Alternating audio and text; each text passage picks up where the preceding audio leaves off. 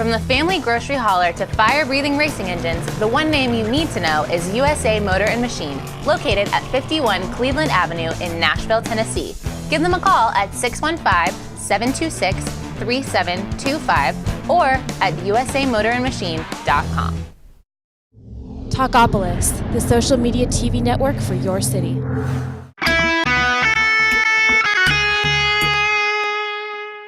And welcome back, everybody, to Pit Pass. Joe Williams, Larry Woody, and Larry, the Danica Watch continues. And it's amazing. There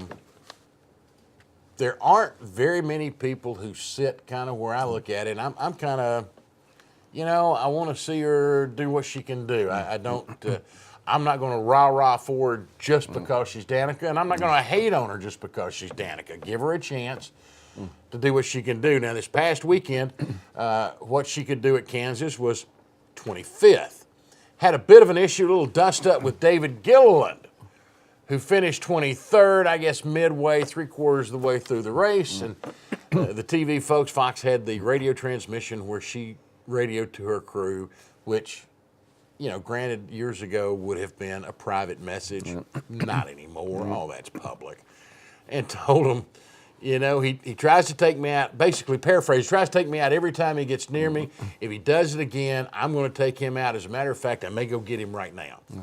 Well, of course, to stir the stew, afterwards, a couple of reporters asked for a response from David Gilliland.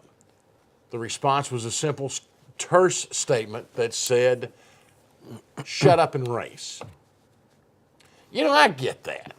Larry, I understand that. But this comes from a guy who has pudding on the back quarter panel of his car. And again, Joe, as far as Danica goes, I'm kind of like, I've always been a Danica fan. I covered her when she was racing at Indy, saw the tremendous crowd she drew, covered her racing at the Nashville Superspeedway, and you saw those giant crowds. Danica was drawing, 10 fans for every other driver as one. I think she's been great for the sport. I kind of like that tough little edge. She's a spirited little driver. She's got that edge about her, maybe a chip on her shoulder, but she doesn't take anything from anybody. Now, we talked about the Danica dust-ups. Does she go too far? Is she too defensive, too fragile maybe for stock car racing where they get out there and they beat and bang on each other? Maybe so. I think she's got to toughen up a little, but to be honest, Joe, I think NASCAR likes it. I think they like to have that kind of that little rough edge there, and maybe some jawing back and forth, growling back, barking back and forth at each other. I don't think it hurts the sport any. And I think, Joe, it probably enhances Danica's reputation, her following, because they like that grit and that fire in a stock car driver. I think it probably helps her. Now, I think other drivers might get tired of it any time that they bump into Danica. They have to listen to her complain for the next 30 laps or whatever, and she's going to get her back, blah, blah, blah. But overall, I don't think it hurts Danica's reputation, and maybe, as I say, might enhance it. Well, and of course, if you've seen her photo shoot pictures, but that doesn't hurt her reputation. That doesn't hurt anything either. No.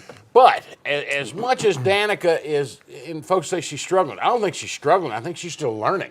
Yeah.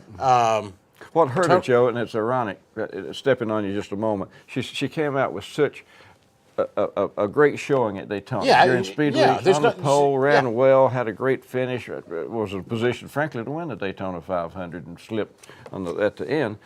I think she boosted expectations so high that she left herself a tough act to follow, and then kind of after Daytona, racing realities kind of set in since then. I agree with you. I'm not ready to write Danica Patrick's stock car career off yet. No, she's still learning. No.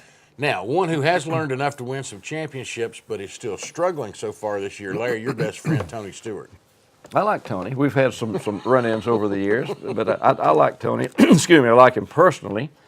Sometimes, as my old sports editor, John Bibb at the Tennessean used to say, he's got a little too much vinegar at times. But I like Tony personally. As a driver, if you take the past decade, he might be the best all-around driver in motorsports racing. Take his career as a whole, in Indy cars, open cars, sprint cars, go-karts, bicycles, tricycles. Tony Stewart might be the A.J. Ford of his generation, the best overall in all kinds of motorsports. Having said that, he's off right now to the worst start in his NASCAR career. At this point in the season, he's never been this dismal off to this dismal start. And I think, Joe, at this point, it's the story of the season. What's happened to Tony Stewart, and why hadn't he exploded? Well, I was going to say, do you think it's wearing on him, or do you think he's just handling it better? I don't know if he's mellowed some. You know, he's caught so much grief and so much flack from people like you and me and the media and the fans and everybody over the recent years about his temper tantrums and explosions and so forth. And we kept saying, when is he matured? When's he going to grow up? When's he going to start acting right? Maybe we're seeing a more mature Tony Stewart. At the same time, if he's more mellow and mature, he's also more of a, for want of a better word, boring Tony Stewart. I mean, used to, if Tony had a bad day at the track, everybody around him had a bad day at the track, and now it's almost like he does these interviews, and they say, yeah, I'm disappointed, wish we could have done better, and walks off. And in the old days, you know, there would have been pyrotechnics lighting up the sky over the track after some of the runs that Tony's put on this year. Well, okay, but let's be fair to Tony Stewart. You can't say the pyrotechnics and, this is the bad boy Tony Stewart, and now he's calmed down or matured, however you want to put it. And you miss the old. I mean, we can't send mixed signals to him. I know. Somewhere in between. In the media, we want it both ways, Joe. We want our sports heroes to be nice, outstanding young men, and at the other time, we want them to be these wild, crazy, ranting, raving people that are exciting and fun to watch. Give me a good quote. Yeah. Do something exciting on and off the track. So we want it both ways. We're hypocritical. You know, we criticize them when they blow up and pitch tantrums like little Bush did at the super speedway and shatter his trophy guitar. On the other hand, if they're too mild and meek and mild-mannered, that's the rap on Jimmy Johnson, 5-time champion. Robot. He's boring. He's a robot. White bread Johnson is boring. Plastic cardboard cutout. So, we want it both ways. But as far as Tony goes, I do think, Joe, at this point, it's the story of the season. What's happened to this 3-time champion, and why isn't he racing better, and why isn't he taking it harder? Now, having said that, he's co-owner of the team. Tony can't really call himself in and fire him. You're not doing a good job, Tony. You're out of here.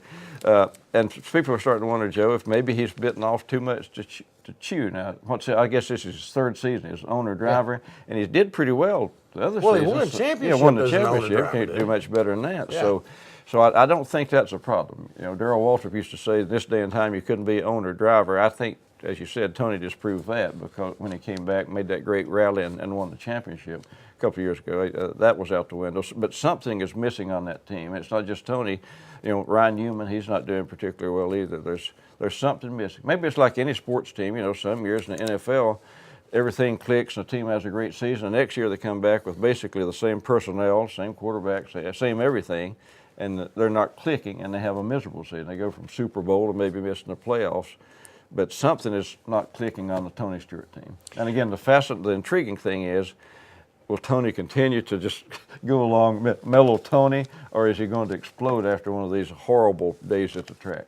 Funny you should mention the two people, though, that you did, and Jimmy Johnson and Kyle Busch, because in my notes this week, Larry, as hard as it is for me, because I was in victory lane when he decided to destroy that Gibson guitar. May still have some Gibson shrapnel in you. Well, I'm almost over it 7 years later. Let's not go back there. But I got to give props to Kyle Busch on Sunday.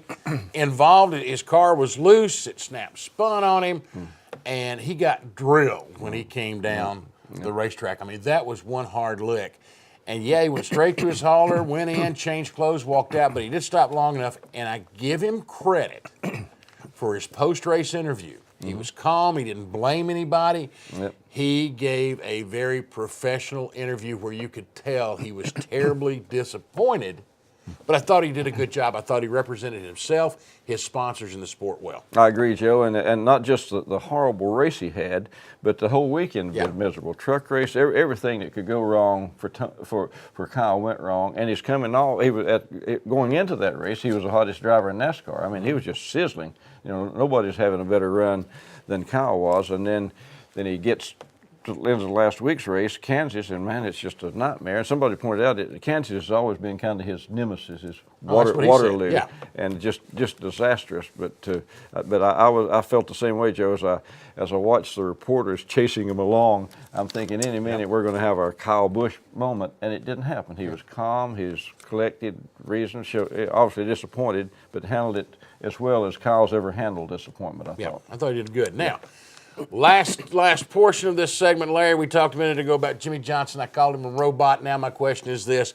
Is the race to the chase over? Johnson holds a 37-point lead over the second place. We're only 8 races into this event, and the man has enough of a lead he can almost just sit one out. And this team doesn't self-destruct. You know, they're a solid team. They're almost a bulletproof team. You know, for during Jimmy's 5 championship seasons, he would stumble once in a while, and people say, well, it's finally caught up to him. You know, the odds, the reality set in. And then suddenly he'd rebound and he'd win 2 or 3 of the next 4 races, be running away again. Jimmy Johnson is an awfully tough guy to catch if he gets out front. You know, it may be a battle for second. Of course, the nice thing, the good thing about the chase, somebody can run away with the regular season. You get into the last 10 races, the playoffs, True. chase for the championship, and you wipe the slate clean, and it's almost like you're starting over. So, in the old days, like you said, man, Jimmy Johnson gets a big lead. You know, the NASCAR season's over. Everybody else is playing for second place. But with the chase, there's still hope that somebody might grab Jimmy by the shirt tail before he gets out of sight. I'm beginning to think that his middle name must be Stepford. I'm just not positive, but I'm thinking. They're awfully good. I mean, sometimes, Joe, they can be so good that they're boring. And maybe that's one of the raps on Jimmy. He makes it look so easy out there. And anybody who's ever driven these cars, like you, and particularly on that level, realize it's not. It's like watching Tiger Woods play golf when he was in his prime. He looked so easy, man. Just get a stick, and hit the ball out there, and it goes in the hole. And that's what Jimmy looks like. He just cruises around the track, collects his trophy, kisses his wife and kids, and goes home. It looks so easy. Anybody could do it. And that's maybe kind of the rap on Jimmy. He's almost too good for his own good at times. Yeah, but it's not over yet. No. It's not over yet. He made it look easy to get there, too. I never got that far. No, not quite. I guarantee you he's worked hard to get to where he is. Those walls kept jumping out in front of you, didn't they? Well, it was walls and people pulling out of pits when we shot. That's a whole other show. We'll go there later. Tell you what, we're going to take a break. When we come back, we're going to talk about what happened this past weekend at Highland Rim Speedway up in Ridgetop. Man, another great Saturday night. They got another one planned this weekend next. Stay with us. They've got some hard walls at that track, haven't they? Yeah, I had a couple guys test those last couple of weeks. We'll talk about that. Stay with us on Pit Pass.